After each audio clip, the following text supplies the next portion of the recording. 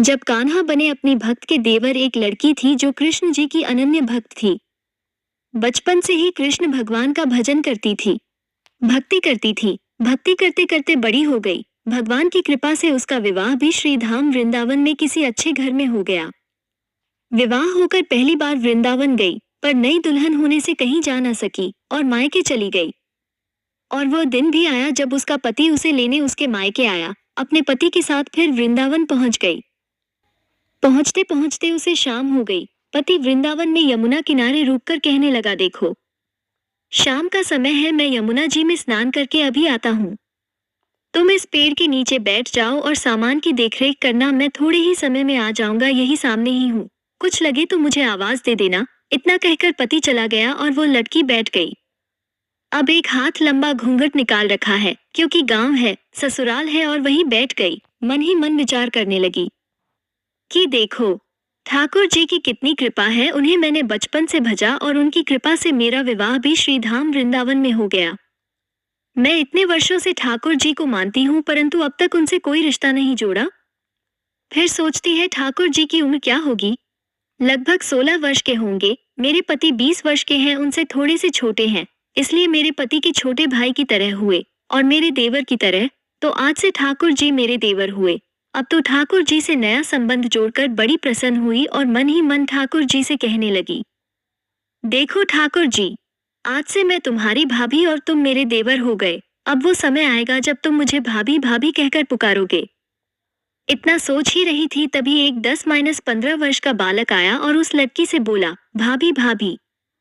लड़की अचानक अपने भाव से बाहर आई और सोचने लगी, वृंदावन में तो मैं नई हूँ, ये भाभी कहकर कौन बुला रहा है। नई थी इसलिए घूंघट उठकर नहीं देखा कि गांव के किसी बड़े बूढ़े ने देख लिया तो बड़ी बदनामी होगी। अब वो बालक बार बार कहता, पर वो उत्तर न देती। बालक पास आया और बोला, भाभी तनिक अपना चेहरा तो दिखाए दे।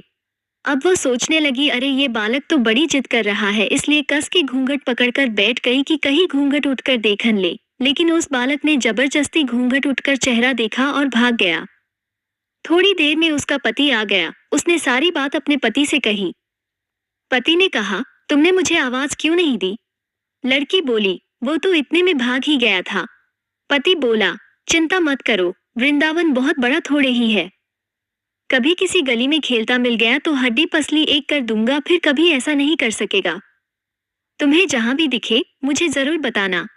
फिर दोनों घर गए। कुछ दिन बाद उसकी सास ने अपने बेटे से कहा, बेटा देख तेरा विवाह हो गया, बहू मायके से भी आ गई, पर तुम दोनों अभी तक बांके बिहारी जी के दर्शन के लिए नहीं गए। कल जाकर बहू को दर्शन कराकर लाना। अब अगले दिन दोनों पति पत्नी ठाकुर जी के दर्शन के लिए मंदिर जाते हैं। मंदिर में बहुत भीड़ थी। लड़का कहने लगा, देखो तुम स्त्रियों के साथ आगे जाकर दर्शन करो, मैं भी आता हूँ। अब वह आगे गई पर घूंघट नहीं उठाती। उसे डर लगता कोई बड़ा बूढ़ा देखेगा तो कहेगा, नई बहू घूंघट के बिना घूम रही है। बहुत देर हो गई। पीछे से पति ने आकर कहा, अरे बाबली, बिहारी जी सामने है, घूंघट काहे नाय खोले। घूंघट नाय खोलेगी तो दर्शन कैसे करेगी। अब उसने अपना घूंघट उठाया और जो बांके बिहारी जी की ओर देखा तो बांके बिहारी जी की जगह वही बालक मुस्कुराता हुआ दिखा। तो एकदम से चिल्लाने लगी, सुनिए, जल्दी आओ, जल्दी आओ। पति पीछे से भागा भागा आया। बोला, क्या हुआ। लड़की बोली, उस दिन जो मुझे भाभी भाभी कहकर भागा था वो बालक मिल गया। पति ने कहा, कहाँ है, अभी उसे देखता हूँ। तो ठाकुर जी की ओर इशारा करके बोली, ये रहा, आपके सामने ही तो है। उसके पति ने जो देखा तो अवाक रह गया और बोला, तुम धन्य हो, वास्तव में तुम्हारे हृदय में सच्चा भाव ठाकुर जी के प्रति है। मैं इतने वर्षों से वृंदावन में हूँ, मुझे आज तक उनके दर्शन नहीं हुए और तेरा भाव इतना उच्च है कि बिहारी जी के तुझे दर्शन वीडियो अच्छी लगी तो राधे राधे राधे, जय श्री कृष्णा जरूर लिखे।